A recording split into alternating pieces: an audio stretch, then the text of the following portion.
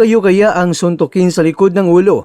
Ina ni Eman Bacosa Pacquiao naglabas na ng sama ng loob matapos ang kontrobersyal na pagkatalo kontra kay Rodilyn Perez. Kalusugan ng batang Pacquiao nanganganib raw.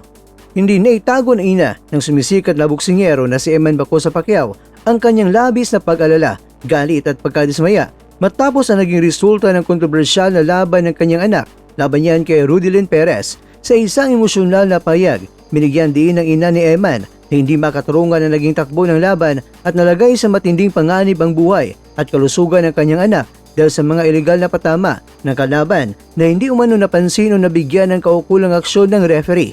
At ayon sa kanya, naging mapanganib ang sitwasyon ni Eman sa loob ng lona dahil sa paulit-ulit na pagpapakwala ni Perez ng mga tinatawag na rabbit punches o mga direktang suntok sa batok at sa mismong likod ng ulo ng batang Pacquiao. Ang mga ganitong uri ng patama ay mahigpit na ipinagbabawal sa batas ng boxing dahil sa seryosong banta nito sa utak at pangkalahatang kalusugan ng isang atleta. Sa gitna ng pigati, taasang nagtanong naman ang ina ni Eman sa mga kritiko at sa mga nangangasiwa ng laban upang iparamdam ang bigat ng kanyang nararamdaman. Kung kayo kaya ang suntukin ng maraming beses sa likod ng ulo, ano kaya ang mangyayari? Dagdag pa sa kanyang hinaing, hindi lamang ang pagkatalo sa scorecard ang masakit para sa pamilya, kundi ang kawalan ng proteksyon sa kanyang anak sa ibabaw ng ring. Sa ngayon, marami ang taga-subaybay at mga eksperto sa boxing ang nag-aabang kung magkakaroon nga ba ng opisyal na protesta ang kampo ni Eman Pacquiao upang ma-review ang mga video footage ng laban at maparusahan ang mga ilegal na mga suntok na naging mitsa ng kanyang pagkatalo.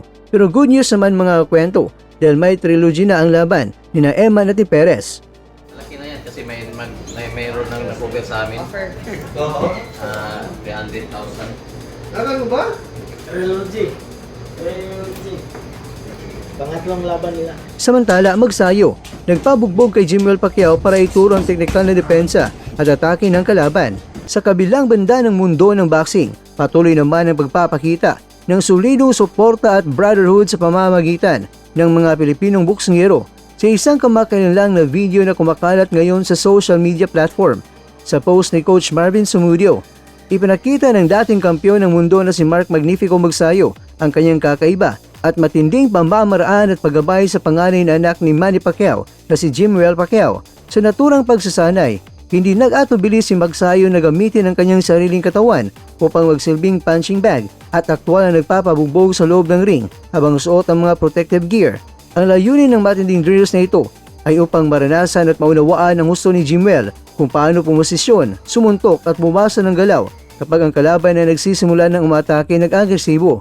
Ayon sa ulat ng mga kanilang training camp, ginagawa ito ni Magsayo upang itanim sa isipan ni Jimwell ang kahalagaan ng ring generalship at tamang tiyempo sa pamamagitan ng pagtanggap ng mga suntok. Personal na itinuturo ni Magsayo kung paano gumawa ng espasyo para sa counterpunch at kung paano iwasan ang mga mapanganib na atake ng kalaban na maaaring maglagay sa kanya sa alanganin tulad ng mga hindi inaasahang patama.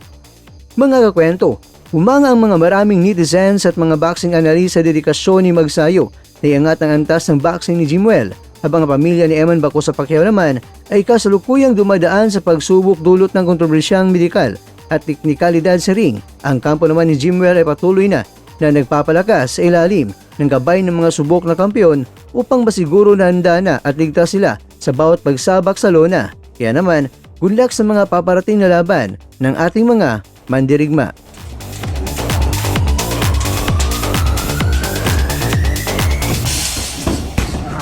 Sa bawat suntok, may pangarap. Sa bawat... Mga kakwento, hanggang dito na lang muna ang ating kwentuhan. Huwag kalimutan na mag-like, share at subscribe. Ako po si Mr. Kwento. Ito ang mga kwentong maaring hindi pa nakwento sa inyo. Tayo ng boses ang hindi pa napapansin ng mundo. Samahan niyo akong busisiin ang bawat kwento at bawat sakripisyo ng mga mandirigmang mga Pilipino. Ito ang kwentong di pa nakwento. Pilipinas para sa mundo. Pilipinas para sa mundo.